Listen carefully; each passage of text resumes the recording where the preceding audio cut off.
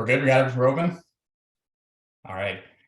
All right, everybody. Thank you for coming tonight for the 2022-23 annual meeting, VMBA annual meeting. We're excited to have a bunch of folks here. We've got a whole host of chapter leaders that are going to talk about some projects, and just really excited to have everyone with us tonight. We'll jump, I think, we'll right in and talk a little bit through the agenda for the evening. If I can advance us, there we are. So got a pretty packed agenda, got a lot to talk about. We're kind of going to start off describing and talking through the season that was, run through some highlights and what we've been up to the past year. We'll do a couple deep dives on membership and the financials from the last year. And then around 6:45, we're going to try to switch over to chapter updates and talk about trail grants and naming grant projects that were executed in 2022. We'll then switch over and talk about the board elections, where tons of folks voted and waited on the next couple of board directors on our board. And then we'll kind of pivot and start looking ahead. I'll spend a little time talking about the strategic plan that was just released and hopefully folks have had a chance to look at. And we'll just briefly preview the trail grants and naming grants that are coming out, that should be coming online this year. And then we'll talk a few other big picture things. We have the app, new ambassadors to announce, some events to run through, and then aiming to wrap up 8 o'clock. So it's pretty packed. If one thing we're going to ask folks to, it actually doesn't really matter. We switched to webinar mode, but you can stay on mute or not, but you won't be able to, you won't be heard if you come off mute. We have a Q&A box. If you do have questions, feel free to drop those in the Q&A. We're going to be trying to answer those as we go. But if we don't get to your questions, we'll try to follow up and record, we'll log those. And when we share back out the notes from the meeting, we'll try to answer those questions as well. So I want to make sure, feel free and make sure if you have questions that you log those in the Q&A.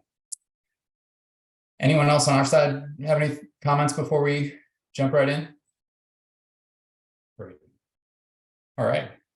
Well, first off, just a bit of a highlight from the season that was, just sort of in numbers. If you look at, we're now up over 900 miles of public access single track that's stewarded by our chapters. And that was in part due to the 40 plus miles of new trails that were built last year. We've now up to 29 chapters, and highlighted on this slide is the Ludlow area sports trails. That's our newest chapter that's got us so close to 30, we can almost feel it. Those chapters were able to recruit and manage over 22,000 volunteer hours, which is just amazing. And then we ended the year, as we'll talk about in a little bit, just over 9,500 members, which was a slight tick up from 2021. One of the additional things that's on the slide here that I wanted to talk about as well, many folks here filled out a member survey this was also pretty recent. We just published on our blog some of the results. And what was really, I think, just a distillation of the season that was, is 2/3 of those respondents, of the 800 or so folks that replied, said they had a 5-star, gave the season a 5-star rating, which I think is, if you're trying to distill anything into like, how did we do last year generally, that to us was really it. So I think generally, we also got some great direction in terms of things we can do and improve on, the types of trails we can work on, and how we think about directing projects moving forward. But overall, I think we ended 2022 on quite a high note. We wanted to go a little bit deeper on the initiatives that really, that were fueling us and that we're really focused on as an office and sort of at the VMBA HQ for the last 12 months, or really for all of 2022. And I'll talk about advocacy, then I'm going to hand it over to Chrissy to talk about education, and then Kenzie's going to talk about our diversity work as well. So going to play a little bit of hot potato, but each of us focus and try to drive these different pillars. So wanted to give each of us a chance to kind of talk through what we've been up to. On the advocacy front, the real big push over the past year has been building up and strengthening the Vermont Trails and Greenways Council. We had a blog post a few weeks ago now that described the council, which has been around longer than VMBA. It's been around since the late 80s, but consists of all the major trail stewardship organizations in Vermont, including VMBA, VAST, VASA, Green Mountain Club, Catamount Trail, you name it. It's over 30 organizations. And the Trails and Greenways Council is actually officially designated in statute as an advisory body to the Agency of Natural Resources. So it has an enshrined role to play in Vermont statute and governing the types of regulations and oversights that affect outdoor regulation, or outdoor recreation. So we've been really investing a lot of time, and I co-chair the Trails and Greenways Council currently, in strengthening that body and ensuring that it can serve really as a powerful voice for recreation, and also sort of the tools and supporting pieces that all trail organizations can benefit from. So much of the past year has been really sort of developing that capacity, and we're actually the Greenways Council is about to add its first a staff member ever. It's previously has been purely out of sort of volunteer capacity from the existing organizations, and we're realizing that it's important to build that up further. So if you're interested in learning more, there's a great blog post that kind of describes the role of the council and the way that we've been involved. And I've had the privilege of testifying now twice this past session on behalf of the council and getting a chance to really directly work with legislators and explain the challenges and opportunities that we face, and in particular the need for more support from the state. It wouldn't be an advocacy update without Act 250, everyone's favorite topic. So just wanted to briefly kind of talk about what we've been up to on that front. Folks know a few years ago, we had an alternative program proposed. Act 250 is Vermont's land use law that governs development in the state. It's something that in many cases has implications for trails, because trails are officially under Act 250. VMBA chapters, as part of the Vermont trail system, we enjoy some extensions that are essentially considered municipal projects, which is why a lot of our trails are allowed to and don't require Act 250 permits. But the reality is that Act 250 is not the appropriate construct to regulate trails. So through the Trails and Greenways Council over the past year, we've really developed a long-term plan. We learned a lot from a failed effort to create an alternative program a few years ago.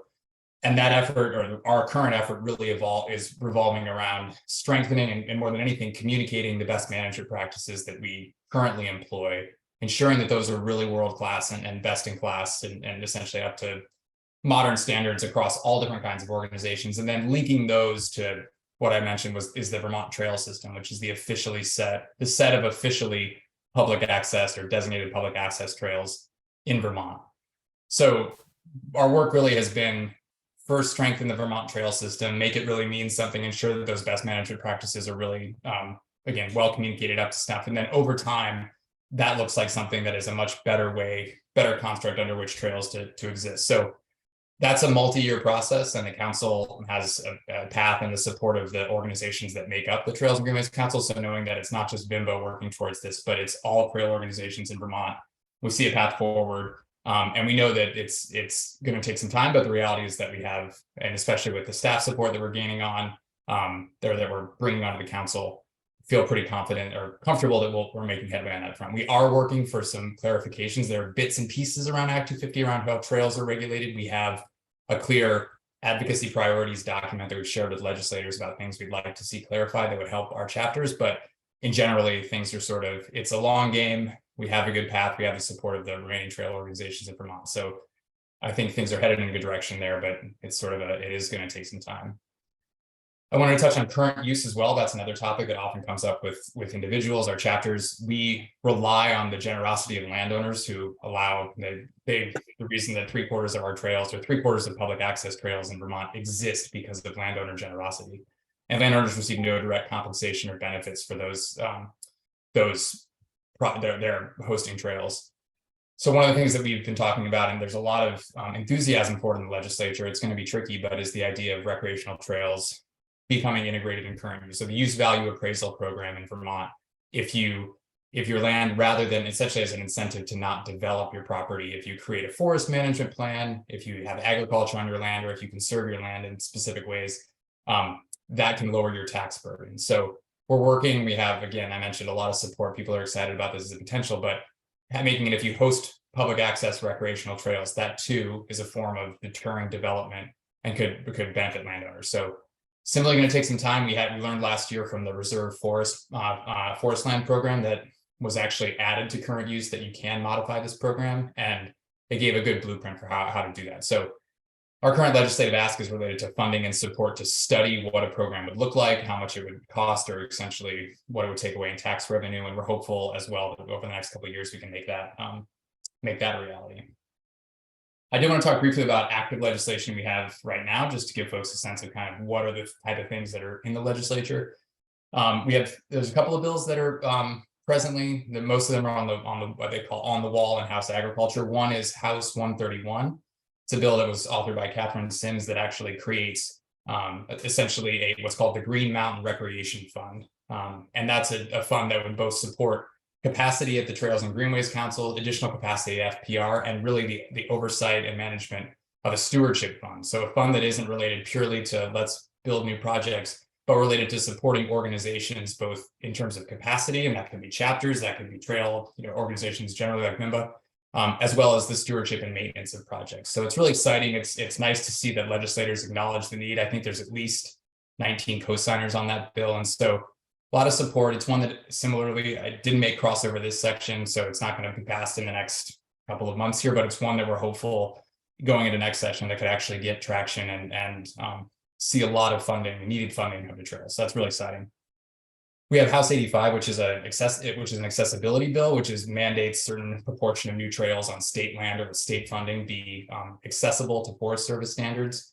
We're working with the author of that bill because we really like the idea of it, and it's great to see that support for accessible trails. We want to make sure that it's authored in a way that it really makes sense. But if it brings in additional funding, allows us to make more of our trails accessible, that's fantastic. So that's another one that we're excited to see, and we're excited to work with folks on. And then both of those bills are bundled in something called an omnibus bill, where they try to bring a bunch of things together that are all related. And that's called the Recreation Omnibus Bill. That's House 467. And that includes funding for the Vermont Outdoor Recreation Economic Collaborative Program, these VOREC grants that have dispersed, I think, or at least awarded at this point, I think $4.5 million across 33 Vermont communities. So a lot of that's a package bill, which also might get taken up, everything collectively. So it's cool to see things happening. All those bills were developed by legislators. They weren't things we put in folks' lap. They saw the need, they listened, and they developed these pieces of legislation. So a lot of things happening, and a lot that we're really looking to next session for those to be hopefully make their way across the finish line. The last thing I wanted to mention on advocacy was the SCORP, which is, as fun as this to say, it's the statewide comprehensive outdoor recreation plan. It happens every 5 years. Essentially, the state has to put together this plan. That's a vision for how is recreation going to evolve over the next 5 years. And that's required to get RTP funding and to get land and water conservation funding. So, and it's actually a really awesome opportunity. The state just hired a recreation program manager who's in charge essentially of trying to weave together all the different ways that recreation is involved through FP&R, Forest Parks and Rec. And so she's really doing an awesome job of stewarding that process through. And it's really important. I think over the next, you'll see it come from us, certainly through our channels and as we communicate.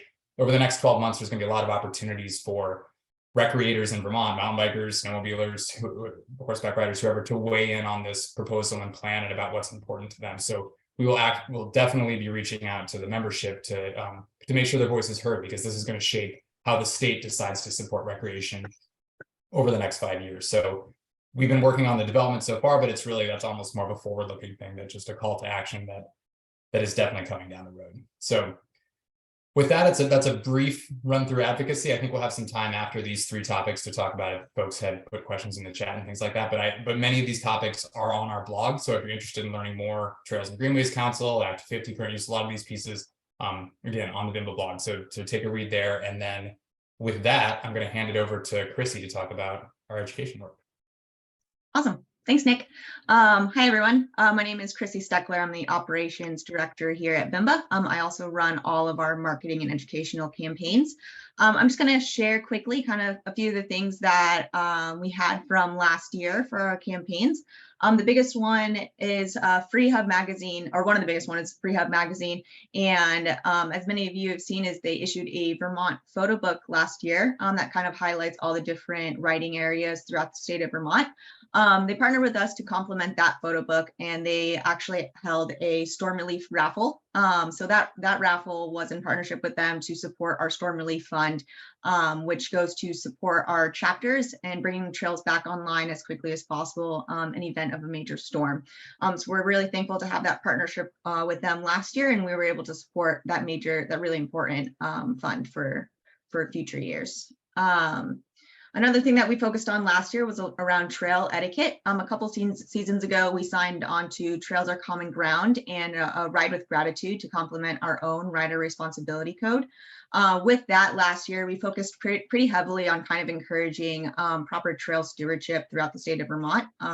So we worked with Vermont Forest Parks and Recreation at the beginning of last season to increase awareness of mud season. You'll also see another mud season press release coming out again this year. Just trying to continue to build that awareness around mud season that we are about to enter into, and just waiting for the trails to be ready before we go enjoy them. Another thing that we did last year, we actually just utilized our current content. So we developed both a fat bike etiquette and a trail rider responsibility video with 88 Creative a couple seasons ago, and we pushed those out again last year, encouraging everyone to kind of keep in mind what our rider responsibility code is while out on the trail, and then also increasing our educational awareness initiatives around fat bike trail legacy. And then in addition with that, we worked with our chapters to actually also increase signage out on the trails, which we will continue to do so this year. So we included, along with your standard trail signs for trails, are also going to be what we put up last year. I'm sorry. What we put up last year was trail signage focused on membership and supporting VMBA. With that, our trail growth. So through our member survey, we did learn that a majority of our members actually do receive updates through our newsletter, and then also on our social media channels, Instagram and Facebook. And we do also have a Twitter account. Our newsletter, which reaches nearly 14,000 subscribers, was a slight increase last year with the incredible open rate of 50% and a 5% click-through rate, which does show that people are checking out our newsletters and they are kind of hearing what's going on in the VMBA world throughout the season. Social media, again, they both grew. Facebook followers grew by about 7%, and Instagram by about 16%, and Twitter by 22%. So what I'm trying to say here is that if you don't subscribe to our newsletter or follow us on social media, you definitely should. That's where we put out a lot of our information, including events that have going on, membership updates, things like that. And then finally, last year, if you didn't know, was our 25th anniversary. So we celebrated our 25th anniversary last year, which was a huge milestone for us.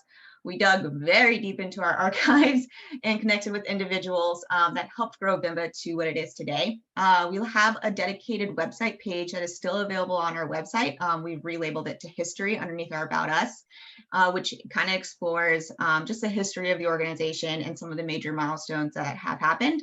On top of that, we also worked with 88 Creative and produced a 25th anniversary video, which actually interviews several of the key leaders that have been involved with VMBA over the past 25 years, and kind of the different, how it has evolved in the different phases.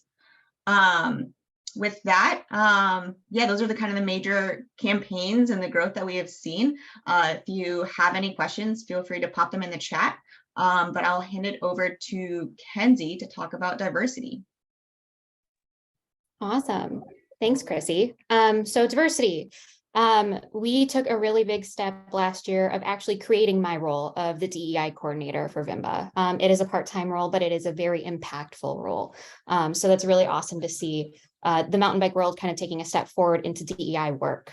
And our members believe in that as well. 60% of our membership survey respondents said that they thought DEI work should be among our top priorities, if not our top priority. And the amount of respondents that said that it shouldn't be that important fell by about 20% of respondents, which is really encouraging to see that our members are echoing what here at the office we believe in as well. We also have an amazing DEI committee, and we welcomed 7 new members onto our committee in February of this year. So that is 16 individuals from all over the state, ranging from Stowe to Woodstock, all over. And that includes some of our chapter leadership, people from the offices at VMBA, as well as community members at large. It's really encouraging to have a lot of different voices to be able to help inform what we are doing. We also have taken a pretty big step in 2022 to perform adaptive assessments in conjunction with Vermont Adaptive. In 2022, we performed 3 adaptive assessments, one with Fellowship of the Wheel, no, not Fellowship of the Wheel, sorry, Stowe Trails Partnership with Slate Valley and Ridgeline. And those really are telling the chapters what tiny little pieces they can do to alter their trails to make them more adaptive friendly. Along with that, we are actually really excited to, in 2023, be offering the financial capacity to act upon those assessments with help from Kelly Brush Foundation and other trail grants. So keep your eyes peeled if you have taken part in those adaptive assessments. I know that we do have some on the docket for 2023 as well, and we'd love to absolutely do that with your chapters. In 2023, we also hosted an adaptive demo day with our community builder partner, Vermont Adaptive, and Fellowship of the Wheel at Sunny Hollow. It was a really encouraging experience to be able to get individuals on adaptive bikes to see what is possible for recreational opportunities. Another great thing is that Vermont Adaptive is going to be able to increase their fleet this year. I think they're getting about 7 more bikes and the capacity to bring those bikes with a trailer. And in terms of initiatives, our committee set the really intentional time to think about what initiatives can make the most impact to our community as a whole. And for 2022, we were able to increase our inclusive marketing campaigns by working on photography of especially adaptive athletes. We also worked on our land statement and increasing our awareness and capacity to work with Indigenous communities in Vermont. And we also were able to just continue along the way of having our adaptive mountain bike demo days and other initiatives that we're still continuing into 2023, which kind of brings us into, well, this current year. This year, we have a lot of really amazing projects on deck, including a Learn to Bike Month happening in May, where we'll be having events at Slate Valley for adults to learn how to ride a mountain bike, as well as children at Catamount Outdoor Family Center to learn how to ride a bike at no cost to them. We're also working on a program to allow people to try bikes at no cost through rental shops. That is something that's really exciting to allow access to individuals that might not be able to afford that otherwise. We're also working on an instructor certification scholarship. So especially BIPOC athletes that want to be able to give back to the community and teach, we will be able to fund those types of programs. Along with that, we have some really awesome events going on, including Elevate, which we are working on in conjunction with Kingdom Trails and NEMBA. That will be happening in June. Elevate is a women gender nonconforming mountain bike festival that will be a really wonderful scenario for people to create community and improve their riding together. And we also have DEI training for our staff and board members that we're going to be engaging in April. So we have a lot on the docket. And we're also working on new initiatives for the coming years. If you have any questions or thoughts, put them in the chat or feel free to think about them and take some time and shoot me an email. I'm always game for that. So I think opening it up for questions before passing it along to Amy, is that correct? Yes, yeah. And I don't believe we have any questions thus far. I guess we've just been so perfectly on point with our descriptions, but is that true? I know someone else saw Q&A come across. No, I think so far so good, which means. All right. Well, again, if anything comes up, Awesome. you're welcome. I think our emails are here, and but please feel free to drop anything in the Q&A as well. Perfect. So Amy, all over to you. And that's my cue. Hi, I'm Amy. I'm the membership coordinator and office manager. I'm new here to VMBA. I've been here since December, but I'm really excited to be here. So we ended last year with our base membership from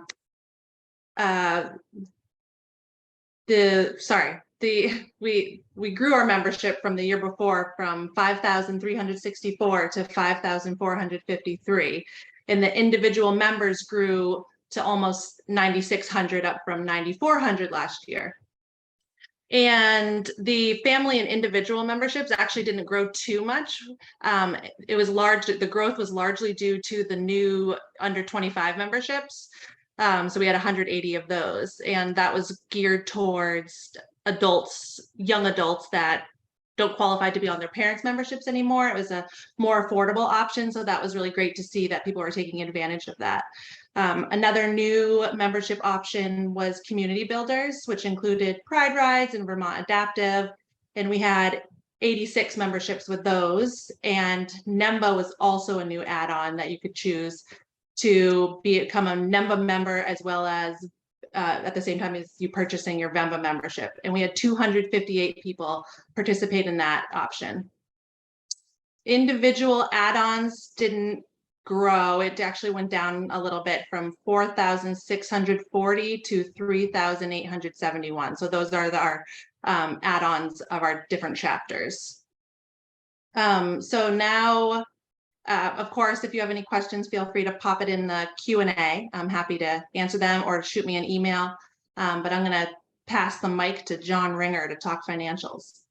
Really quick, actually, I believe we do have someone that's raised their hand in the attendees. Amy, you have the magical power to let them speak. Okay. It's Tim Keenan.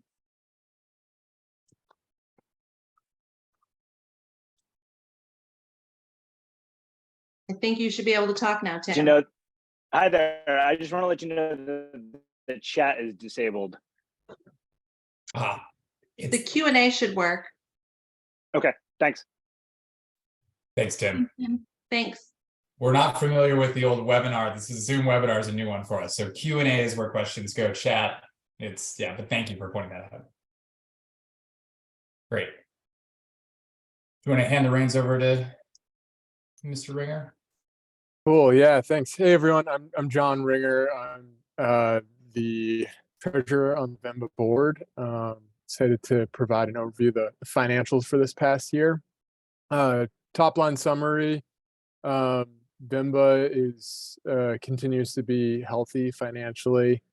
Going to provide an overview here of our revenue sources, primary revenue sources for the year, and then also our cost buckets as well. And then we'll go into a little bit more detail on the cost side where things are being spent specific to chapters. So on the revenue side, our main driver there is membership. That is made up of, our primary memberships of families and individuals, and that came to a total of $457,000 this year, with add-ons coming in at just about $92,000, and those are 100% pass through to the chapters. Next bucket is fundraising, which came in at $173,000. And that's made up of our annual fund, which is about 28% of that, raffles, which is our bike raffle, trip raffle. It's about 45% of that pool. And then our general donations, which is another 28% there. Chapters and donations, our next bucket, chapter donations and grants, sorry. That came in at $266,000. This is also 100% pass through to the chapters and inclusive of RTP, naming grants, U.S. Forest Service funds as well. And then our office grants is the next bucket, which was at $86,000 for this past year. And these funds go to, supporting the office operations and things that we're working on, inclusive of the Lentelac Foundation funds from them, Conine Family Foundation, as well as the Vermont Department of Tourism and Marketing. And then sponsorship came in at $41,000 for this past year. That includes support from some of our business partners like Cabot and OGE, as well as our Downhill and Vermont program. So resorts like Bolton, Stratton, Killington, Burke, and Sugarbush as well. And then last but not least, we have our merchandise line, which came in at $9,400. And that's the sale of shirts like the one from last year that Nick is wearing, jerseys, sweatshirts, and gloves as well. Nick, Chrissy, any questions before we go on to the cost side? Nope, we are all good still. Yeah. Great. I would point out Chrissy is also wearing one of those smiles from last year. Yes, thank you. Great. Okay, on the cost side, to start off, we have our direct chapter support and indirect chapter support. We'll go into a lot more detail on that on the next slide.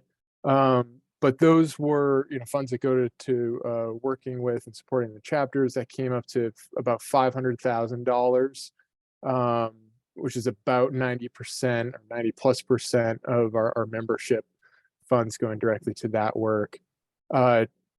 Next bucket is chapter donations and grants. This is, again, a direct pass through to chapters. So it's kind of a mirror on both our revenue side and then our cost side, just passing through to chapters on the VMBA books. Office operations this year, we're at $235,000, and that's really everything it takes to keep VMBA up and running at the central office, like salaries, rent, supplies, keeping the lights on, paying the electric bills, that sort of stuff. And then the last main bucket for expenses was marketing at $67,000. And that's work like membership promotion, reward volunteers, photography, videography, and then the staff time to support all of that good work. Any questions there? Nope, Okay. still good. Your dulcet tones, John, you just deliver it with such clarity. I mean, it's across the board this evening, I guess. So, cool. I think we can go to the next slide.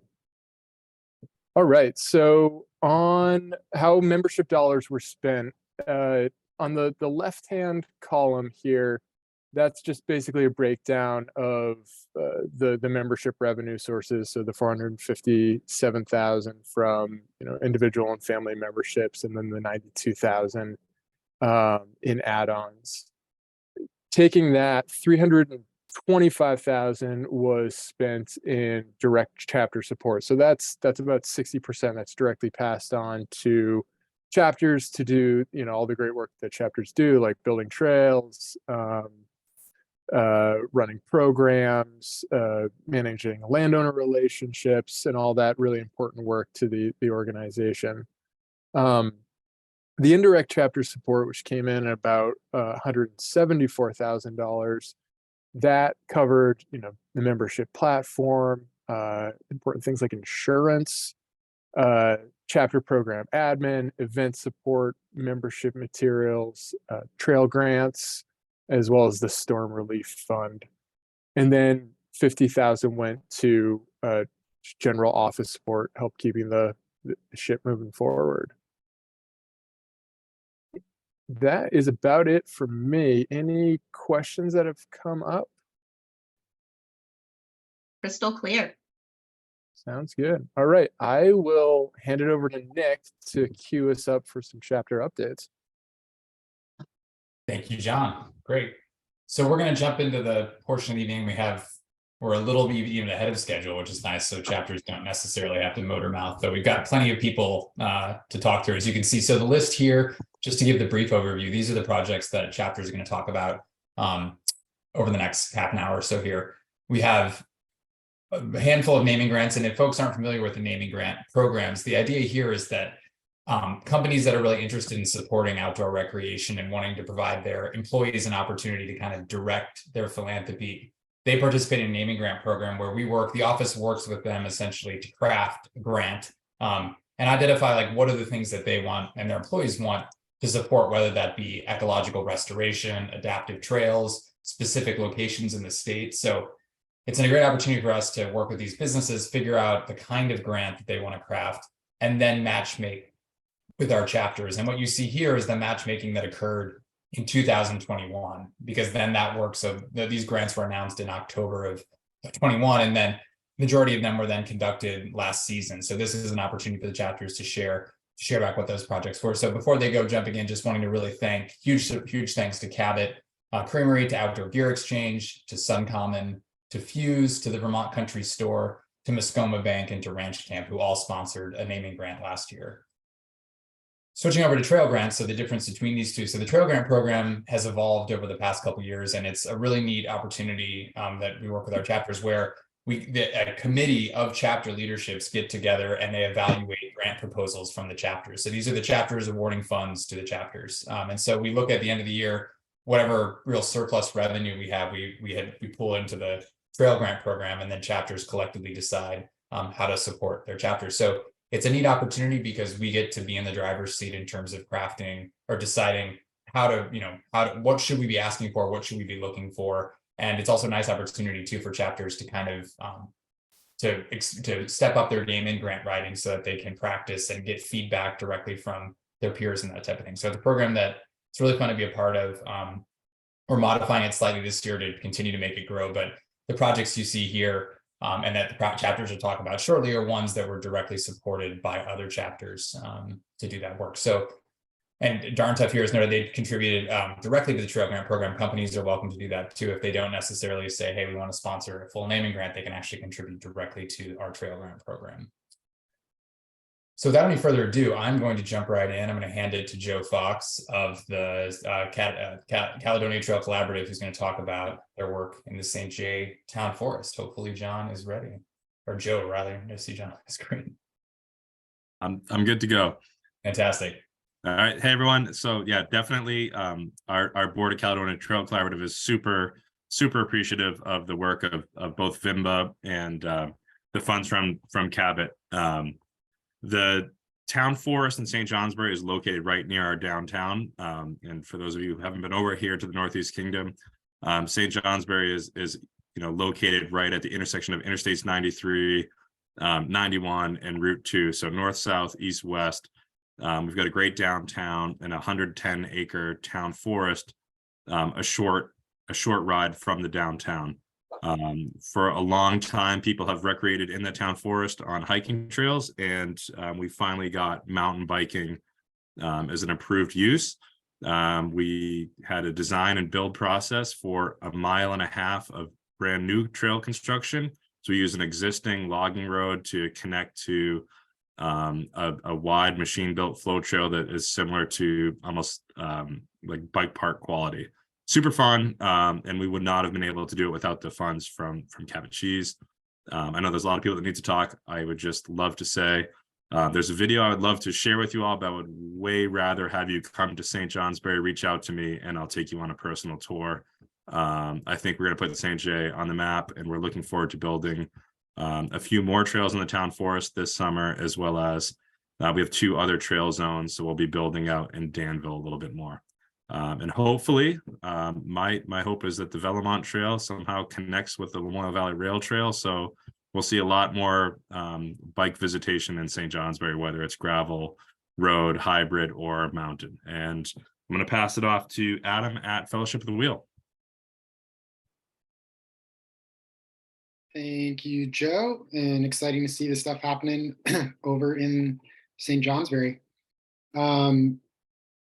So for our naming grant, we were the recipient of Muskoma Bank naming grant for $4,500. And this was used to sort of kick off adaptive enhancements with the flow loop at Saxon Hill. Saxon Hill, so Fellowship of the Wheel maintains currently 8 networks in Chittenden County, and Saxon Hill is by far our most popular network, caters to a wide range of ability of riders.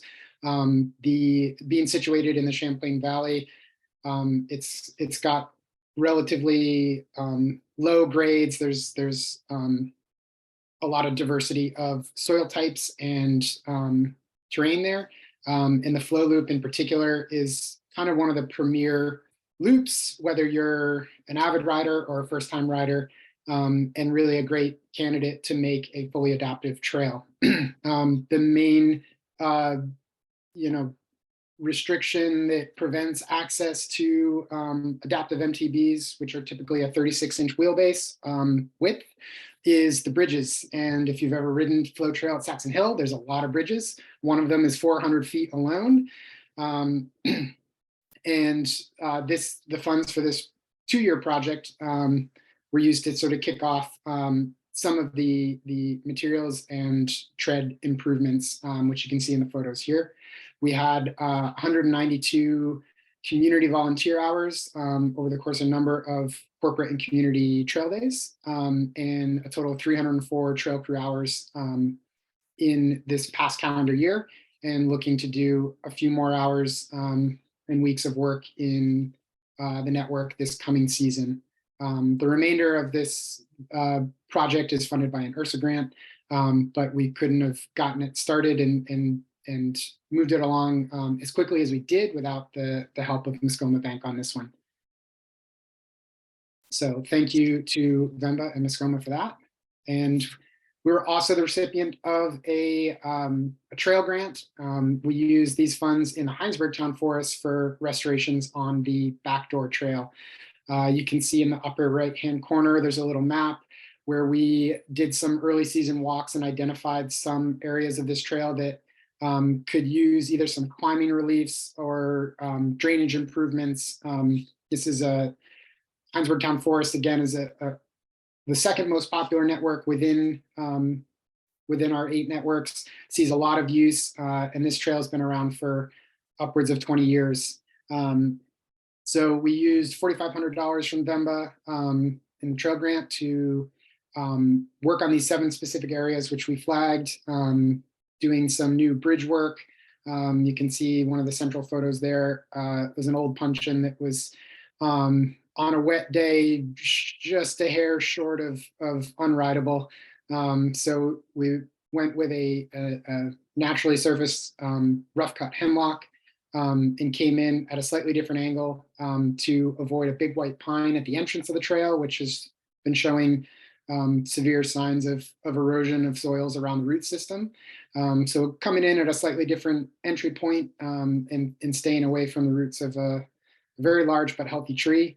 And then kind of throughout some of the other upgrades, installed some climbing reliefs to make this really an enjoyable climb for those that want it, a challenging climb that want to stick to the original route, but also a fun descent if you're coming the other way. This trail sees a lot of bi-directional traffic, and as such, it, could be optimized for both directions by adding a few of these little climbing reliefs in. There was a total of 66 volunteer hours logged by community members and 390 trail crew hours spent to complete the upgrades. And that takes it for our naming grant and trail grant. And I'm going to pass it over to Angus. Hey everybody. Yeah, I am in my garage. I've got a kiddo with a stomach bug, so I figured I'd be safe out here. So yeah, you guys are hearing me talk about Belmont for a couple of years now. I promise you, we are making a lot of headway. Coming up, we'll have some pretty big news. So yeah, essentially for those who aren't familiar, Belmont Trail is a proposed trail the length of Vermont, about 485 miles-ish. And here you see we have 3 different segments, A, B, C. This is what we're considering like phase 1. So like segment A, there's the Lamoille Valley Rail Trail, which is recently completed, connecting over to St. Johnsbury. So Joe would be happy with that.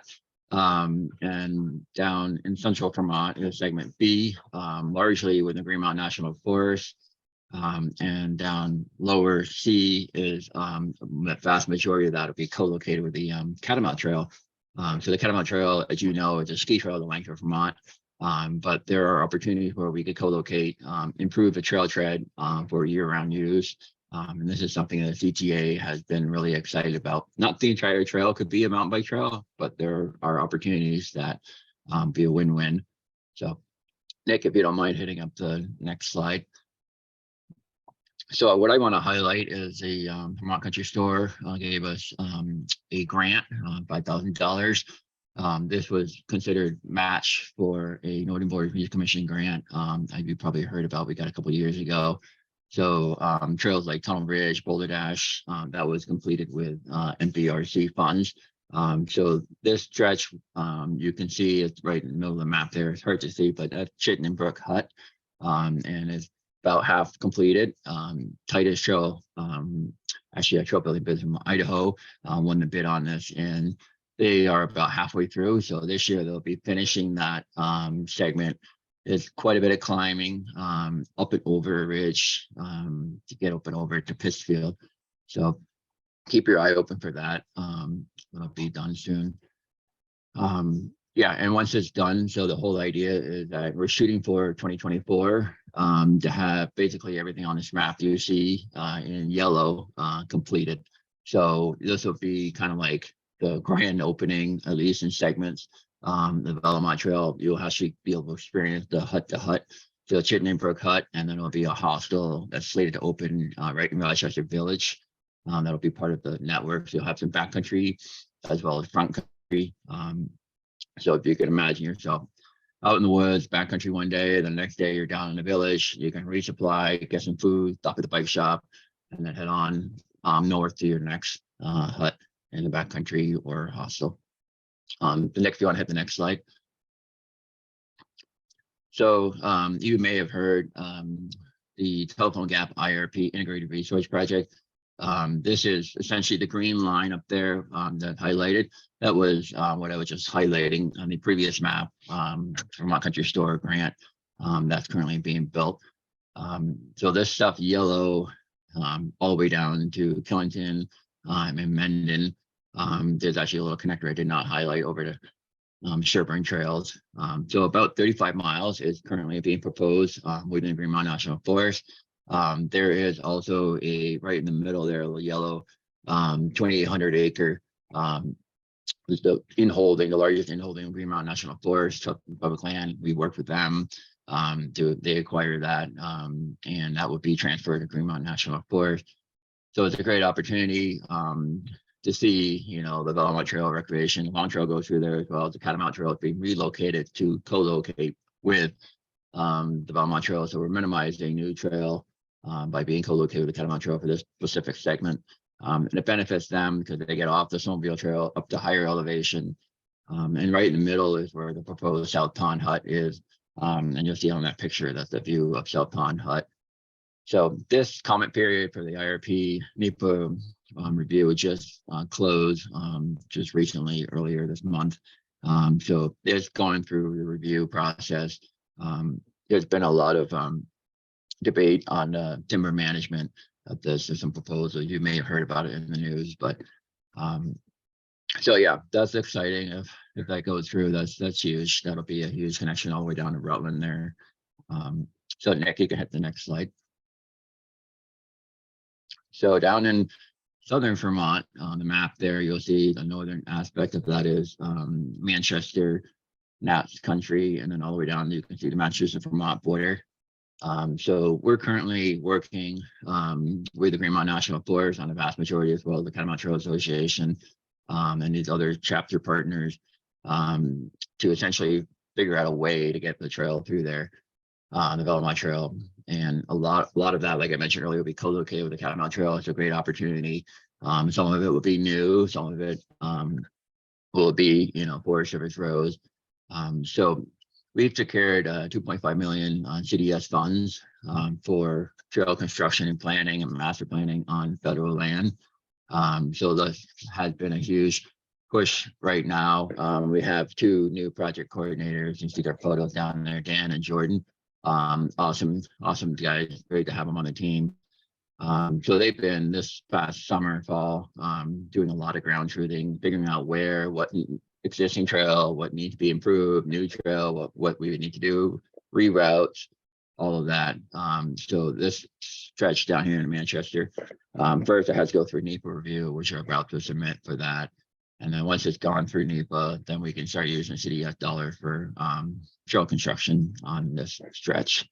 And in addition to that, we secured a 3.8 CDS grant funds for 10 huts and hostels along the Belmont Trail along the entire length. So you probably heard me earlier saying that the goal is like 30 huts from end to end from Massachusetts all the way up to the Canadian border.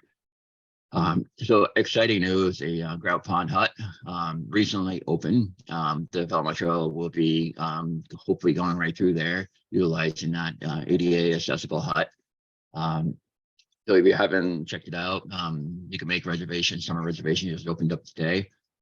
And lastly, I want to mention that in 2022 was a big year for us. We between Vermont Huts and Belmont Trail Collective, we formed a joint venture. So essentially to further the project, of fundraising, all of the above. And my role is no longer volunteer. I'm actually a paid executive director this past year. So we've been going full throttle. So it's been super exciting. And I just want to give Nick a shout out because this is a pie in the sky project and a lot to wrap your head around. And Nick has been instrumental in helping us kind of figure out how do we navigate this, all the partnership, all the chapters, and all of you really. So it's exciting to see we're actually making some headway.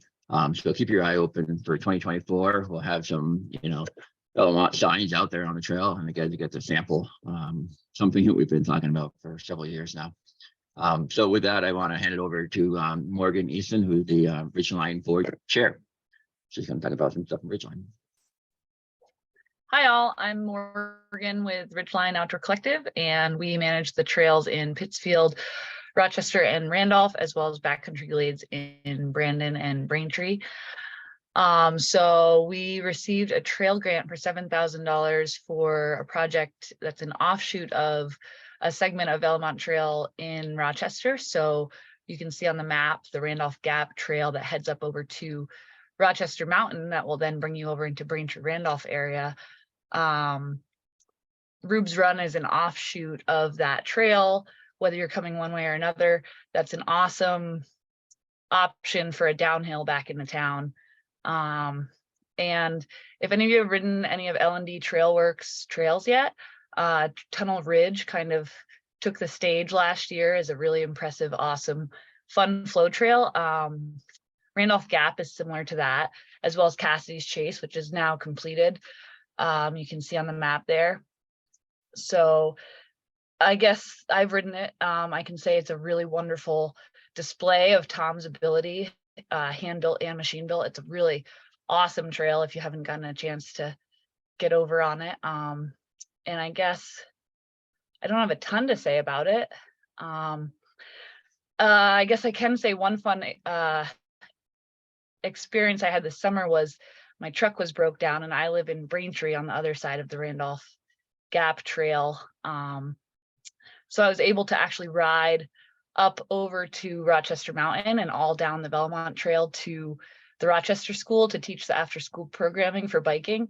And it was 12 miles door to door for me on my bike, where in my vehicle it would have been probably a little over closer to 20 miles. But it was really, it was a cool option to ride my mountain bike over to teach in Rochester this year. So just to speak to how awesome this project is coming along, and we're kind of slated to see Pittsfield, Randolph, and Rochester all connected through the Belmont Trail system in the next year. So hopefully all funds go according to plan. But otherwise, that's all I have on that. And passing it over to Bern and Richmond. This is Max in place of Bern for Richmond Mountain Trails. Thanks, everybody. This year, RMT, which typically oversees some of the trails in Richmond, has also taken on a brand new project in Bolton. We're calling the driving range because it starts right where the old driving range used to be on Route 2. Our goal for the network is to make it largely, or as much as possible, adaptive bike friendly, but also to weave in as much as possible progressive features and fun for everybody. So we were the beneficiaries of 2 grants through VMBA, one a VMBA Trail Grant, another a naming grant with Suncommon. And these were massively helpful. They were the first grants and funds that kind of got this project off the ground and helped us build a huge amount of the climb up to the height of land. And now by the end of this summer, fingers crossed, we'll have a full descent of about 700 feet of vert from the height of land down to Route 2. So I hope you all come out and help us open it up when we're ready to do so. Suncommon and VMBA have both been incredible partners in this. I mean, thank you to Nick and Chrissy, and tremendous help with all of the administrative things and navigating a brand new trail network, and landowner relations has been huge. Suncommon has been amazing to work with. They've not only donated funds, but they've donated a whole day of their staff time to come out and dig with us. They donated volunteer excavator time, which we didn't even know was available, which was tremendously helpful to carve in a bunch of hand-built and smooth out a bunch of our climb. Benching by hand, adaptive width trails is no easy feat. And so having this extra help really helped us speed up the hill. So just thanks again to everybody who's come out. We've had huge volunteer support. It's a really neat project. We're going to be doing trail days all this summer to keep it going. And as I said, we really hope to see you out there and ride with us. So thanks very much. I will pass it along to Slate Valley Trails and Courtney. Hi, everybody. I am Courtney, and I am Slate Valley Trails Operations Manager. Slate Valley Trails was super stoked to be the recipient of the $5,000 OGE naming grant in 2021. So we were able to carefully select the Polaris Ranger. We selected this vehicle because it can carry tools, materials, multiple people, requires minimal maintenance, and it also minimizes SVT's climate impact. We were able to finally make this purchase at the end of August in 2022. So we didn't really get to utilize it for last summer's trail season because of the delays in the procurement. But we have the vehicle, it's in our barn, it's ready to go, and we have a series of volunteer trail work days that we plan on utilizing this vehicle with. So we're super thankful to Outdoor Gear Exchange and also, of course, VMBA. And we know that this vehicle is going to really elevate our trail maintenance program. So thank you so much. I'm going to hand it to Southern Vermont Trails Association. Not sure who that is. That'd be me. Thanks. Yeah. First off, we'd like to thank, Nick and all the VMBA staff over the last 2 years. If it hadn't been for all of their administrative back of house stuff, we wouldn't have been able to do any of the projects that we're currently working on. Last year, we received the Ranch Camp grant and the trail grant, which allowed us to do a deep dive on the existing Act 250 permit for the Crosstown Trails. The Crosstown Trails are probably the oldest trail network in southern Vermont. They date back from the early 80s, and there was a lot of Act 250 misinformation on what was permissible on the property. So we were able to go in, figure out what we're allowed to do. And now this year we will be working on the trails. Those grants also allowed us to do 4 new kiosks that we're creating with the students from the 6th grade class at the Dover. Sorry, I just had half the roof slide off. The Dover School, to create 4 new kiosks to replace the ones that have over time degraded. And then with this year's trail grant, we are actually going to start working on revitalizing the first 2 miles of existing trail there and bringing them up to AMBT Green Square standards and making them as sustainable as possible so they can be used by as large of a user base as possible. Yeah, we would really like to thank everybody at VMBA. None of this would have been possible without them. And then I'd like to hand that off to Seth from WAMBA. Hi, Steve. Hi, everyone. Seth here, WAMBA board member, and it's really cool to sit here and hear about all these projects and just see the impact of all our dollars at work across the state, and connectivity and community trails are really just flourishing. So that's exciting to see and have see how that's evolved over the years. So we got a $2,000 trail grant from Ranch Camp. Thank you to Ranch Camp. We used that money for the Reservoir Trail, which is just off this map a touch, but the Reservoir Trail goes around the reservoir at the aqueduct. And it's one of the original trails out there that was quasi-pirated in back in the day under the cover of Nightfall. So the line is good generally, but it's not up to our standards now. And so we're needed to fix some drainage and some just some flow and improvement for allowing a broader range of riders to get around that trail. So we are lucky to have two paid staff builders, Gavin Vaughn and Graham Farrington, and so the funds from that grant supported their efforts, and that trail should be a lot smoother and more fun this season. So come check it out. And then the next slide, this was the game changer for us with the VMBA Trail Grant for $6,500, covered the cost of this Canecom track carrier. It's this thing. These things are awesome. If you haven't used one, come down and try it out. It's amazing. The amount of dirt, rock, materials you can move with this is really incredible. And this has just helped us throughout the network, moving material for building berms and jumps, and also improving, drainage and, building durable, sustainable trails. So this thing's going to continue to pay dividends for years. So it's been really great. So thank you all. And then I'm handing it off to Joe. No, I'm not handing it off to Joe. Sorry, Jason. Hey all, my name is Jason and I'm from Waterbury Area Trail Alliance. In 2021, we spent our Fuse grant that we were awarded to rehab Small Axe. It's our longest trail, and we wanted to give it some love. It was getting beaten down, so we wanted to rock armor it.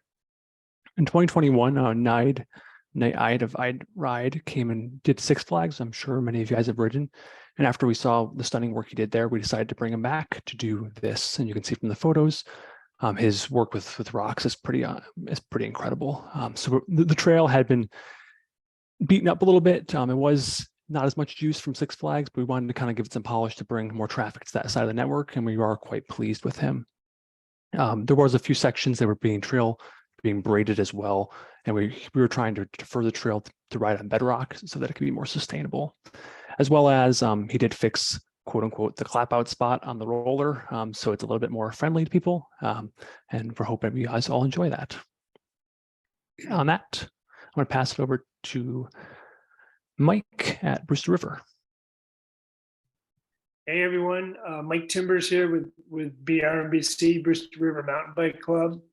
And I'd like to start off by just reiterating what many people said already. Many thanks to VMBA staff, the boards, VMBA board, chapter reps, members, everyone, because just, with the help and support, there's a lot getting done throughout the state, and it's really rewarding. So we received a trail grant from VMBA for $5,000 to be used at the Cricket Hill Network in Hyde Park. A little bit of history about Cricket Hill. It's on Lamoille Supervisory District school property.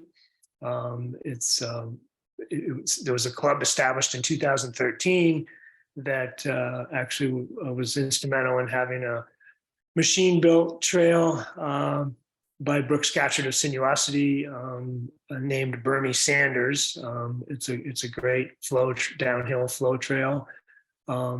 Unfortunately, the club didn't make it, and in 2017, BRMBC inherited the stewardship of Cricket Hill, and we started putting up better signs, getting volunteers, enhancing some of the existing trails. We've been fortunate to have gotten several other grants over the years, and we've put an extension into Bernie Sanders several years ago. And so this new trail, Lancer's Leap, is a half-mile long, and it goes from the height of the land, and it's a downhill flow trail, and complements Bernie Sanders very well. It's one of the beauties of this network is that it has pretty much something for everyone. It's got these two advanced rider trails, Bernie Sanders and Lancer's Leap. It's got an area for beginners, has a small pump track and then an area for intermediate riders as well. It's not far from Route 15 and very close to the Lamoille Valley Rail Trail. So there's a lot of potential here for expansion. The soils are well drained, and it's got really good parking. So we at VMBA are really excited about what's happened with the help and support of VMBA and trail grants and naming grants, and we're really excited about the potential. We've received 2 grants. Naming grant and a trail grant for 2020. We'll be starting construction this spring to bring Megan's Trail, make it more adaptive, compatible. So a lot of good things happening. And if you get a chance to stop by and take a ride, hope you can. And thank you again to everyone. I'm going to pass it on to I think Bob at Med River Riders. Yep. Can everyone hear me? Can anyone hear me? I guess it's working. So we got a trail grant last year, and we put it to doing some improvements on trails near the Moortown Elementary School, which is become like a little center for our kids riding program. We do a kids riding program called Med River Rippers. It's every Wednesday, free program, get kids out on bikes. Most of the time we're at Blueberry Lake. Some of the advanced kids kind of range around the valley, but Moortown has been a new site that we do pretty much every week, and it's great for little kids and kids getting kind of past the Strider bikes into pedaling. So we've got a little skills park there, and using this grant, we expanded it quite a bit, made it both kind of harder to ride and safer. And then we put some work into the trails around there. So we've got like a good, a couple good like mile and a half loops there now in that skills park. And it's right off the school. The school has outdoor classrooms that are right off the trail. So it's cool. It's cool to see a bunch of kids go out there and just lap the skills park and lap the trail on their own. So thanks a lot for the grant. I'm going to hand it off to somebody at Stowe Trails Partnership, Grady, I think.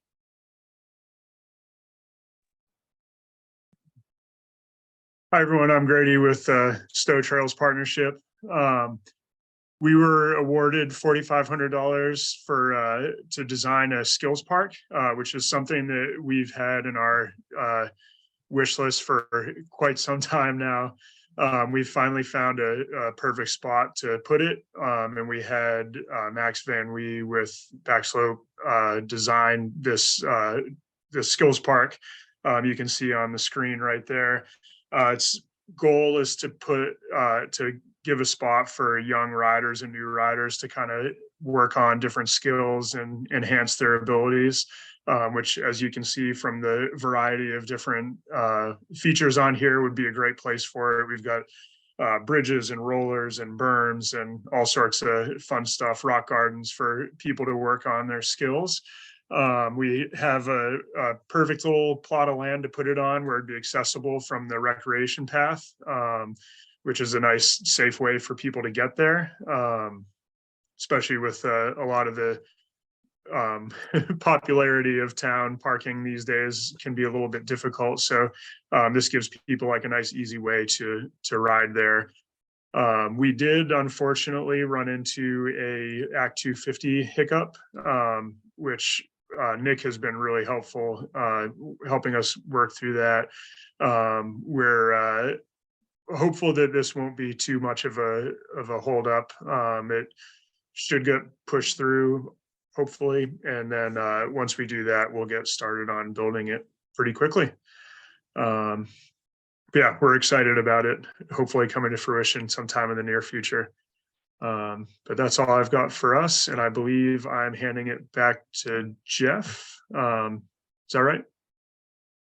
That is right. Thanks, Grady, and thanks to everyone with the chapters for presenting on all your trail grants. My name is Jeff Dixon. I am the chair of the VMBA board, and I'm going to tell you a little bit about the elections we just had. First off, I want to thank our 4 departing board members. Kim Stinson, John Ringer, Steph Bear, and Ariel Kent. The four of them have been amazing during their terms. Kim and John were both on the executive committee with me, and it's been great to have their feedback for the past 3 to 4 years.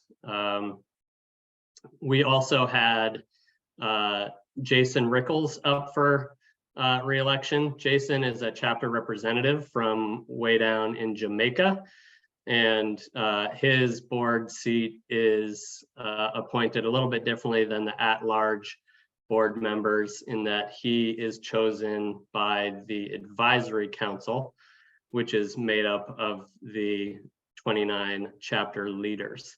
So I'm happy to say that Jason was reappointed to a second 3-year term, and we are very appreciative of his willingness to serve another term.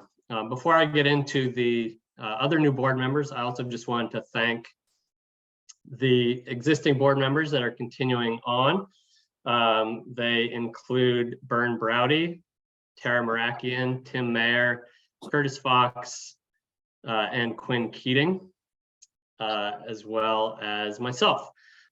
So we had 4 open seats for these at-large members, and requested applications, and received 16 applications to run for those 4 seats. Of those 16 applications, we vetted and selected 7 candidates for the membership to vote on, and we were super excited to have 357 members vote for those seats, which is way more than we used to get when we had in-person meetings and in-person annual meetings and an in-person vote. So without further ado, wanted to introduce our 4 successful board members. They are Jason Rickles, as I mentioned, and then the new 4 at-large board members are Abby Christostomo, Kelly Dolan, Anthony Staples, and Annie Strout. So we're really psyched to get them up and running for their new 3-year terms. This meeting has been a great introduction to them, or for them, for what we've been doing. And we have a brand new 5-year strategic plan that they'll be able to help us start implementing. And so Nick is now going to take it over again and tell you all about that strategic plan. Awesome. Thank you, Jeff. And thanks again, all the chapters. I mean, as much as I'd seen those slides already, it's just super cool to hear everybody talk through the work and what they've been up to. And a lot more than that. I mean, those are the projects that were funded through naming grants and trail grants, but that's just a sliver of what the 29 chapters have been up to. So really cool to see that, and I want to thank everybody on that front as well.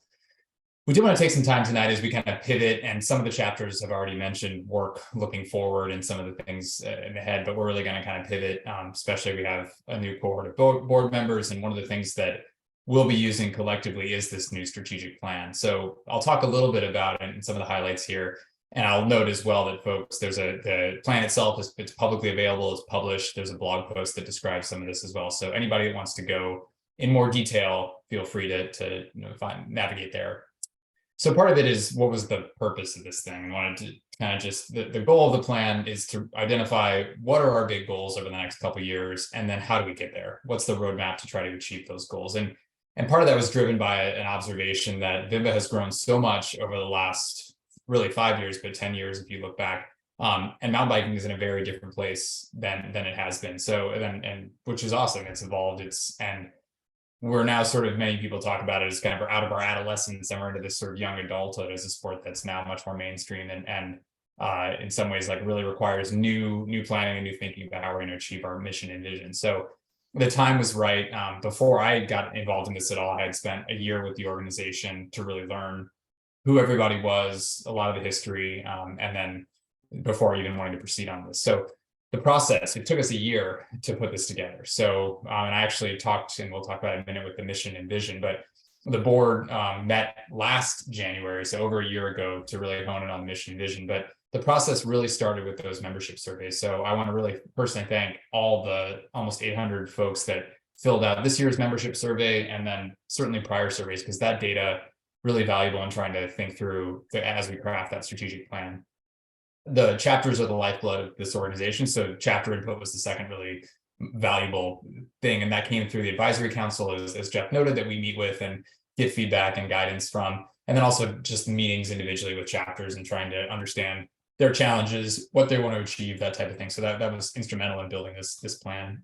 And then the board did 2 in-person retreats. So one, as I mentioned, was on mission and vision, and the second was really to sort of hammer out the goals that we wanted to go after to achieve that vision.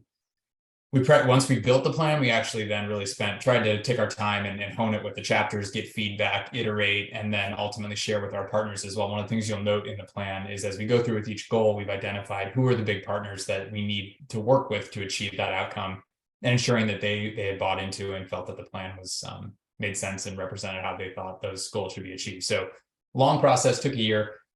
One of the things it's rooted in is also really articulating what are the big challenges and opportunities we see moving forward. And those are often 2 sides of the same coin, but wanting to be really clear, what are the mountains we have to climb to be successful? And one is environmental protection, knowing that trails have environmental impacts, and that it's critical that we are building sustainable trails that really embrace not only stewardship, but also help develop that next generation of kids in particular that are going to appreciate the outdoors and want to be stewards and want to protect our wilderness. We know recreation is a defined purpose for conservation in Vermont statutes, so environmental protection needs to be our bread and butter.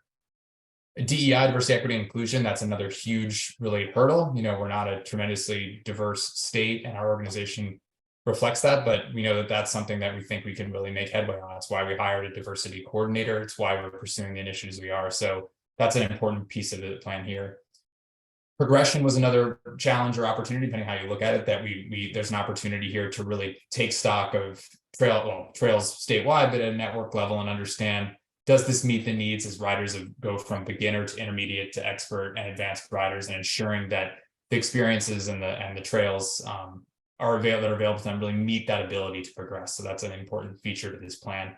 And then connectivity. One of the things Vermont has that's fantastic is over 50 trail networks in a state that's smaller than some national parks. That's great. There's a lot of our networks, though, are kind of isolated, even though they might only be a few miles apart. And Angus spoke to the development, which is trying to do this connectivity on a grand scale, but connectivity, just thinking, how are we connecting communities, trail networks that might be adjacent? So that was another piece that really thought carefully about. The next step in this planning was sort of like, well, what is it that we can do? What equipment do we have? What are we equipped to do? And that's when we think about what is it the office does. And we touched on this, John, in a slide speaking to the financials, but office revolves around the state level work we do and the operational backbone. So advocacy, education, the membership platform, supporting our chapters, things like insurance coverage and payroll, and then really trying to do to grants and fundraising to direct as much support to the chapters as possible. And then on the chapter side, this is really the community-driven stewardship piece. Chapters are the stewards of those trails. They're responsible for engaging their communities. They develop programs, like Bob mentioned, the Rippers program in Waitsfield with kids. They manage landowner relationships, they manage volunteer work, and then they run events as well, which is critical. So really thinking like, what is it we do? Because what we plan for needs to be thoughtful about what we actually are capable of. And so that was an important taking stock. And then the last piece in terms of like the prep work, as I mentioned, was our first board retreat. So the board got together, and I talked about this at our last annual meeting because it was relatively fresh, but got together, sat down and looked at the old vision and mission, which are pretty similar to these with some modifications, but spent a whole day really understanding like, where is it that we want to get to? And the vision for that is mountain biking at the center of healthy, economically vibrant, and economically sustainable communities throughout Vermont, well-planned, accessible, and progressive trail systems. So that's kind of the vision. The organization said, this is where we want to get to in the next 5, 10, or however long it takes years.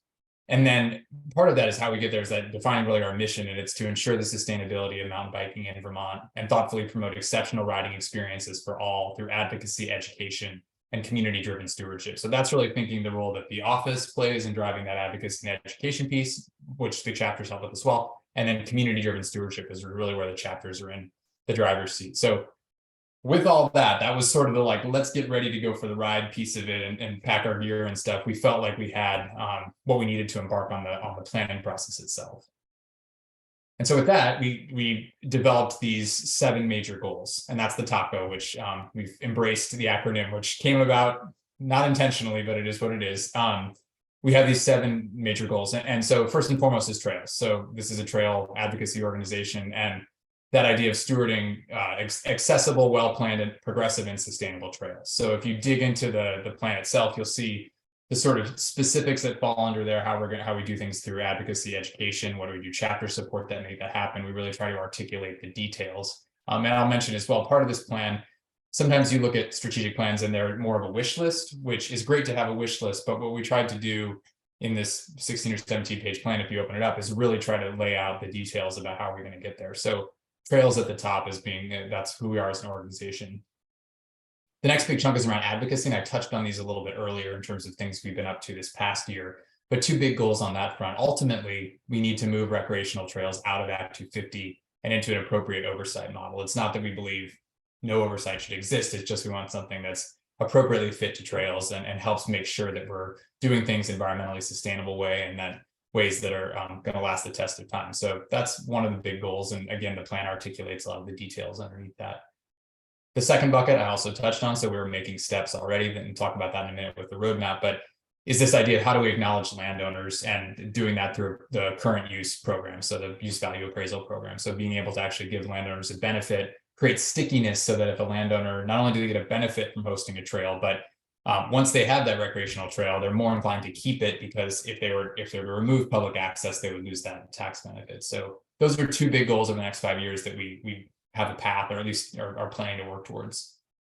The third bucket or the third top piece of the third thing in the TACO, as Chrissy would say, is these community goals. So one is on really truly focused on education. It's how do we establishing an informed ridership that knows when, where, and how to ride. So that's related to etiquette. It's related to trail conditions. It's related to really giving more information at the fingertips, and we'll touch on some of the things that we're building to make that easier, but that's really about knowledge that's essential, because being good stewards and good trail users is what will ultimately ensure that we continue to expand access and do so in a responsible way.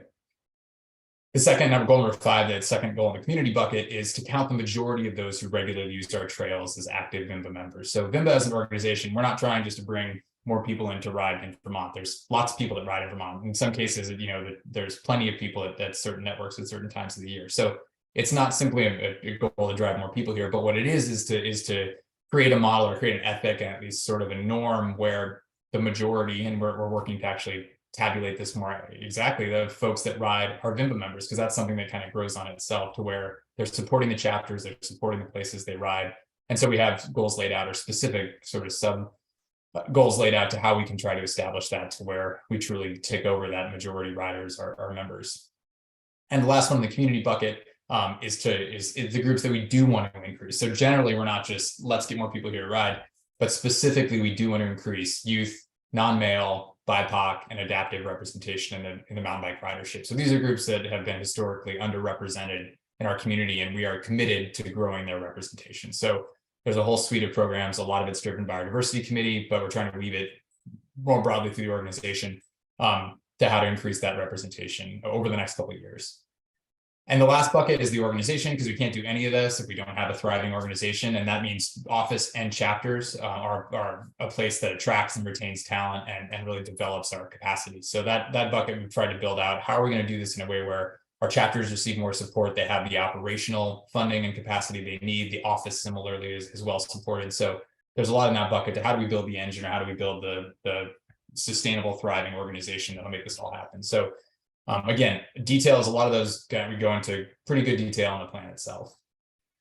And lastly, the thing that I'm pretty psyched about this plan as well is that I'm the kind of person, and I think a lot of folks on our team are, is like, you look at all those goals and you just kind of freak out, because it's like a to-do list that seems endless, and you want to accomplish it all tomorrow. So one of the things we try to do is step back and think about a roadmap. And there's just some of the highlights here, but thinking through what do we want to try to accomplish each year as we go along, because these are what we're working on now as a staff, kind of mapping out what do we accomplish in 2023, what do we look to 2024, and not trying to do it all at once, and thinking about what's the right sequencing of activity. So this will evolve over time as we make great progress in some areas and lag behind potentially in others, and it's something we'll revise. But also thinking, and there's a really important thing to a plan, that not just having the goals, not just even breaking that down to specific actions, but then also trying to lay out a bit of a timeline for how we're actually going to get that done. So this document that I wanted, extreme thanks to the board. The board invested an enormous amount of time and energy helping craft this, the chapters, you know,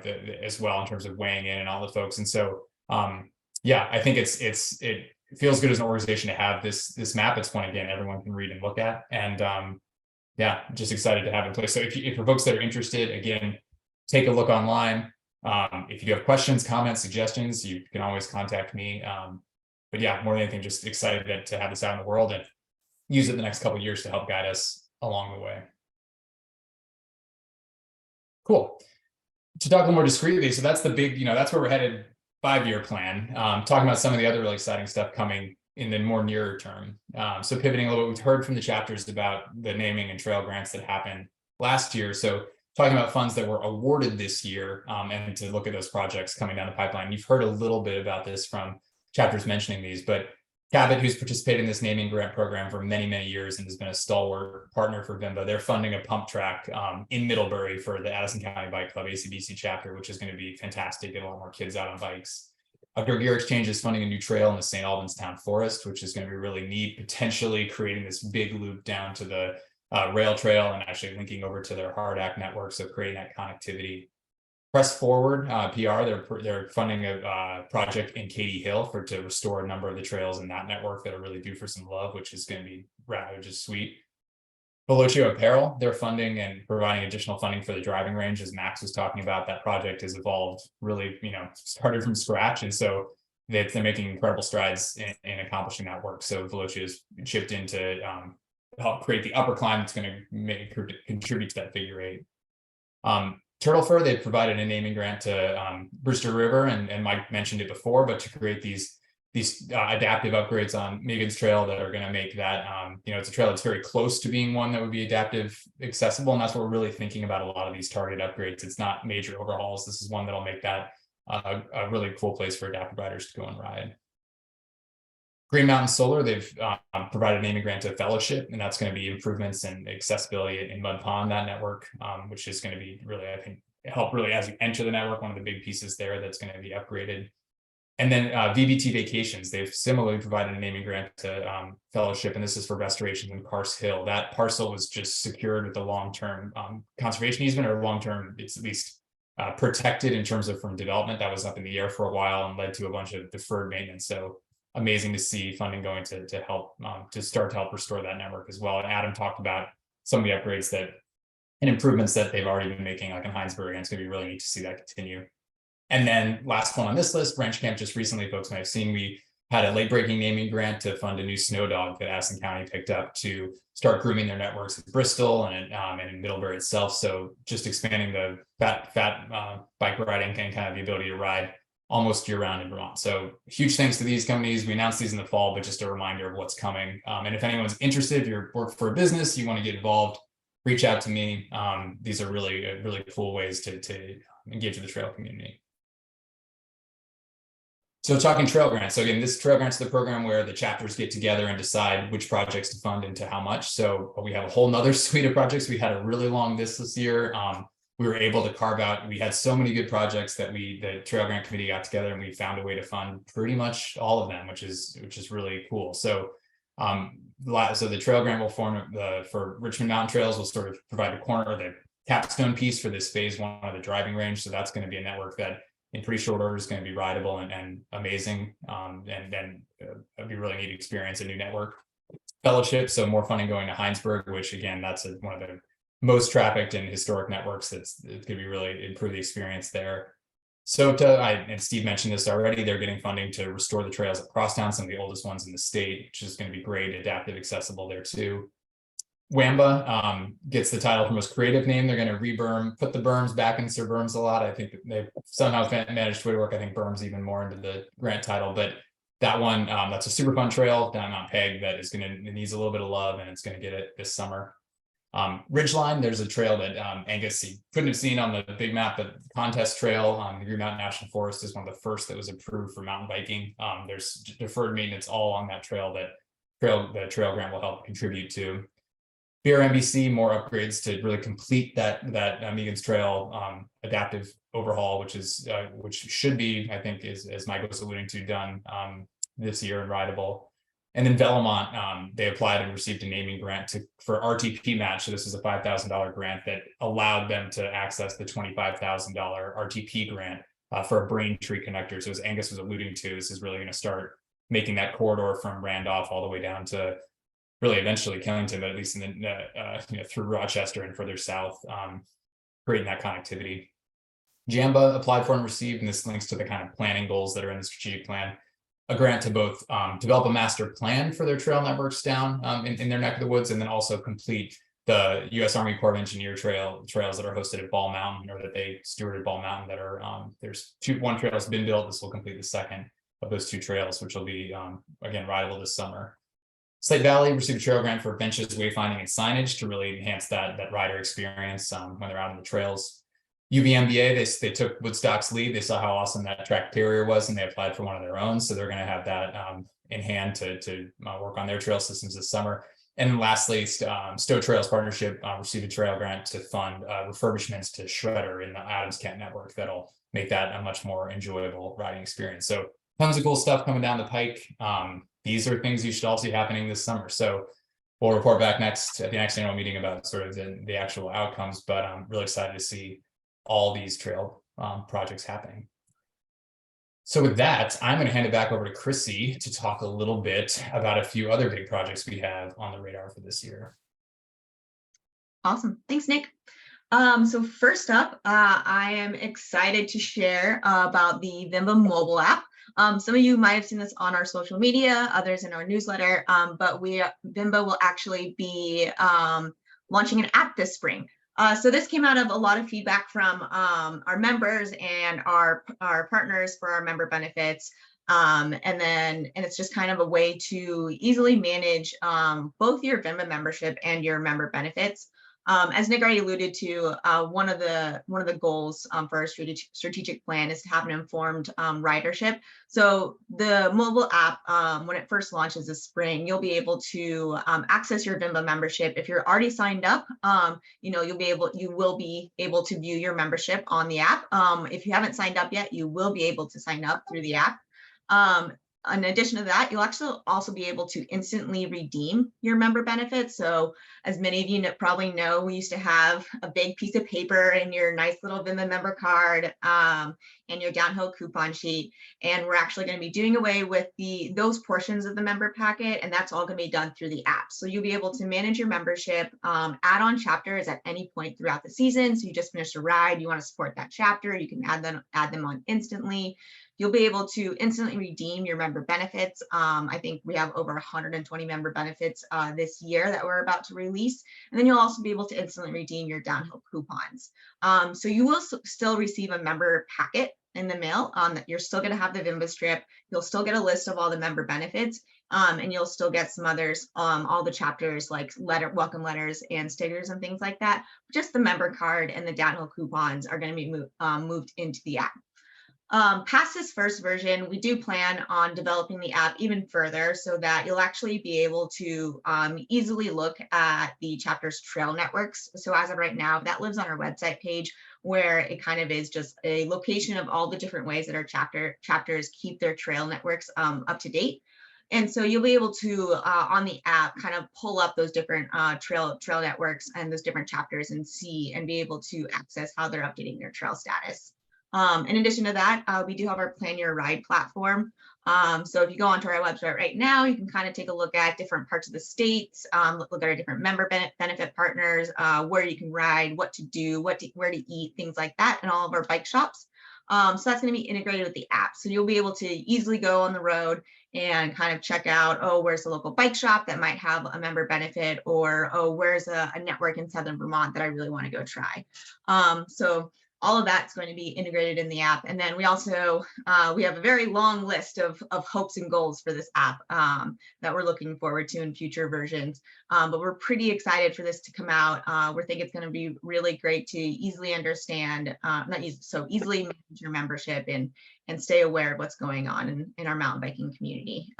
Those are actual frames of the app, which is really exciting. So kind of get a nice little sneak preview of what's to come. So if you don't follow us on social media or sign up for a newsletter, you should, because we will be announcing through there when the app is going to be available for download on both iPhone and Android devices. I have an iPhone, so great. And if you have any questions regarding that, feel free to pop it in the Q&A. But otherwise, we can move on to our ambassadors for this year. Sweet.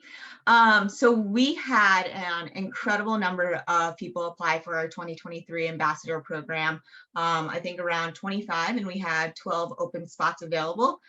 So our ambassador committee got together and we kind of vetted all the different applicants that came through, and we tried to create a balanced group for this year that kind of is a good representation of our ridership. So kind of spread out all throughout the state. And so here we have selected Gabe, Taylor, Jeb, Anna, Christina, Kim, Elliot, Haley, Danny, Gabe, Steph, and Tim.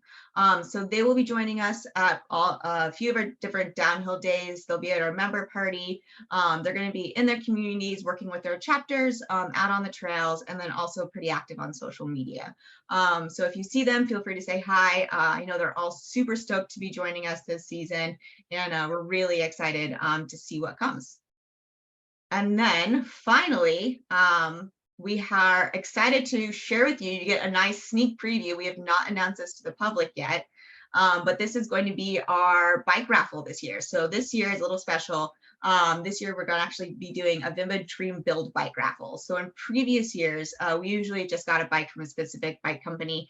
And this year, we've actually been working with a lot of our partners to provide us with a bunch of really cool components. And we've actually also shortened it. So if you know of our bike raffle, you know that it operates usually the whole entire season. It's launching as of today. If you scan that QR code, you can buy a raffle ticket. And it's actually going to be running through the end of June. So end of June 30th, we'll draw the winner. So we are super psyched to be partnering with, let me see if I can name them all off. And Joe can fill me in if I forget someone. So we have Transition providing a carbon frame. We have DD Components providing a carbon bar and stem. WTB will be supplying us with carbon wheels, tires, saddle, and grips. We have Ride Wrap is going to be providing the protection. And then we also have OGE is going to be giving us a gift card. And then we're also really excited to share that SRAM is going to be providing us, I don't know if I'm sure as everyone's seen all over the internet, their new transmission that just came out a few days ago is actually going to be on our Dream Build bike raffle, along with their new stealth brakes. And then they'll also be providing us with the RockShox Ultimate Fork and Shock. So we're super excited for this year. We're really grateful to be partnering with all of these different businesses. And once again, it's the same deal. It's $5 per raffle ticket, and you can start buying them now. Joe, did I miss anybody? Did not miss anybody, but one thing I think to mention too is you get to pick your transition frame. So you can go from spur to spire on your choice. So you can get a cross-country bike or a full-on downhill bike, or almost downhill bike. Yep. Any trail carbon frame, which all of that can be found on our website. So with that being said, I actually will now pass it over to Joe for the events this season.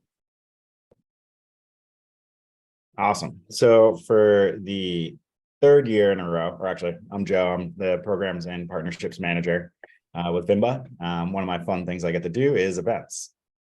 So for events this season, we'll be doing the VMBA Day series again for the third year, and Zero Gravity is going to be the presenting sponsor. So they're going to have all the fun after party, basically kind of kicking it up a notch this year. So we'll be bringing it back again with a KMBC ride and a Killington downhill the June 18th weekend. Then we bring it back to Sugarbush and with Mad River Riders and doing a kind of collaborative ride of downhill and going down into the valley from the downhill resort, which we did last year and was pretty awesome. And then Stratton Resort and Savota Trails for August 12th. Bowling Valley will be the 19th, and Burke Mountain and Kingdom Trails will be the 9th and 10th. For those who are not familiar with what the VMBA Day series is we bring in the ambassadors that you just heard about to do group rides. We'll work with the resorts to do group rides, provide mini clinics. Some of the stops will actually have some timed racing, or not racing, but casual racing between buddies. So you can kind of see you stack up there. And we also will be working with many brands this year to have some raffles and prizes. Some stuff from SRAM and Velocio, but also Cabot and Vermont Smoking Cure and ourselves will all kind of be throwing stuff in there as well. So it's kind of just a nice fun get together with friends and riding, and then party with Zero Gravity. So that's going to be awesome to do again. Those things that actually just went live on Facebook and our event website. So check those out, more details as those come. Earlier in the meeting, Kenzie spoke about the Elevate event, which is going to be awesome to have 3 groups working together to do an event this year. So excited to see what that will kind of come to be. And we have adaptive demo days, which we also did last year as well. Still working on the dates for that, but Vermont Adaptive will be coming out to our chapters that have had assessments and be able to kind of test ride them or bring a friend and just kind of see what it's all about. So that's very exciting. And something that I'm also extremely excited about is our member party this year will actually have riding as a main focus for it.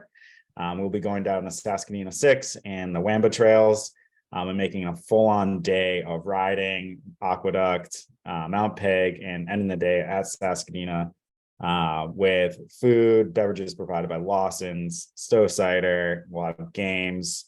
There will be a lot of stuff coming, same deal. It's on their Facebook and our website to find out more. But we're excited that the season is about to start and we already have our key events already locked in, ready to go. With that said, sorry, I just saw a message from Steve. Camping, yes. So there is going to be some camping at Saskatchewan, whether it's your car or tent camping. With all these events actually too, so VMBA Days and Member Party, there are going to be lodging deals with local partners, whether it be where we're hosting it or just member benefit partners. So another reason to become a member. Though I did just totally lose my train of thought there with that question. Yeah, so what I was going to say is that all of our chapters also have great events themselves. And we will definitely be attending a lot of them this year as well, along with our community builder partners. So make sure to check out our events page and see all the events that we have going on. It's a great resource to see a snapshot of all of Vermont events. And then I'm going to pass it off to Nick, who's going to round out the webinar. Thanks, Joe. Awesome. And yeah, Joe alluded to it a second ago. The only I would note as well, you're starting to see a lot of those chapter kickoff parties. We didn't list them because it would be too numerous to list, but make sure you follow your chapters on social media or subscribe to their newsletters. And I know that there's some of my local chapters in the next couple of weeks here having their kickoff parties. So we'll be at a bunch of those and hope to see you at least a couple of those. So yeah, just to round us out, I mean, the biggest thing is just a huge thank you. And first and foremost, the chapters, not just those that presented, but they're the ones really driving community-driven stewardship throughout the state. So huge thanks to all of our chapters. Wanted to thank the sponsors and supporters that from the organizational side to make this possible.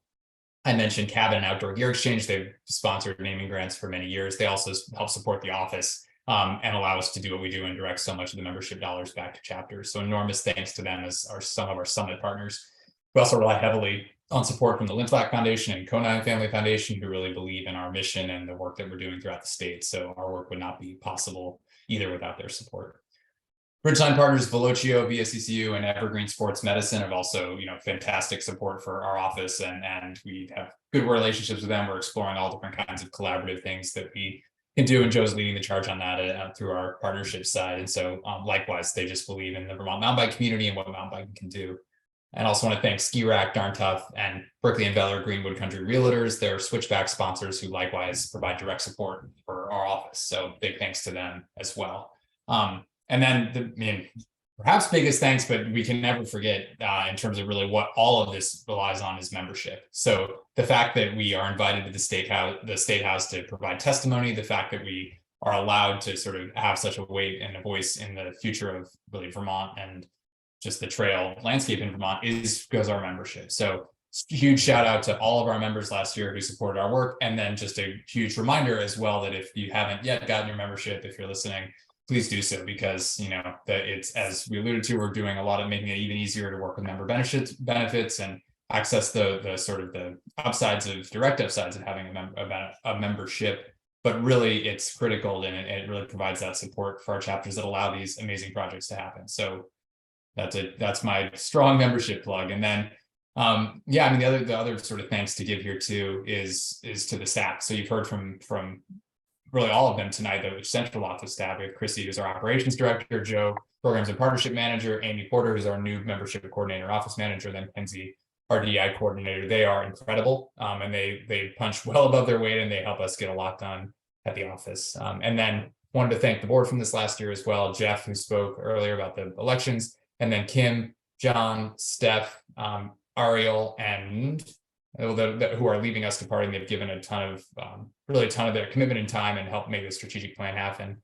And then Jason, Curtis, Byrne, Tara, Quinn, and Tim, who are sticking around and helping us move forward. So big thanks to all of them. And then, I think that's pretty much going to wrap us. We can see if we have any good questions here. I'll also note, in case anyone needs a reminder, pick up a raffle ticket, because that thing's gonna it's gonna be hard to beat in terms of a pretty cool dream bike this year. So with that, I'll see if Chrissy or if anyone pulled any questions out, and if not, we can call it an evening a little bit early, let folks get some dinner.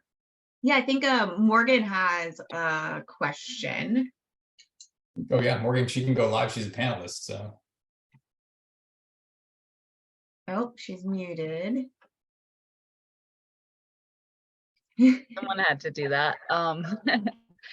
I just want to give a shout out again, like everyone said, thanks to the central office of VMBA, but also it's just been, I said this at the quarterly meeting on Monday, I think it was, that it's just been amazing to watch this develop. I learned to ski and mountain bike in 2015 when I got involved, and Ridgeline's in its 10th year this year, and we would have never expected all of this. I do a lot of work specifically with the youth programming, and I know, central office has been awesome support in developing that. And it's been really great to network with other folks in the state through the Vermont Youth Cycling and see how they run their programming and learn together and grow our programming, looking towards trail stewardship camps. And yeah, it's just been super awesome. This is amazing. It's just a little surreal to see where we've come in 10 years, just looking back. So congrats, everybody. Good job. Thanks, Morgan. Good way to end us. Great. Well, I think that'll do us. We finished a few minutes early. Thanks everyone who attended, and have an amazing season. We'll see you out there on the trail. Thanks, everyone. Bye, everyone.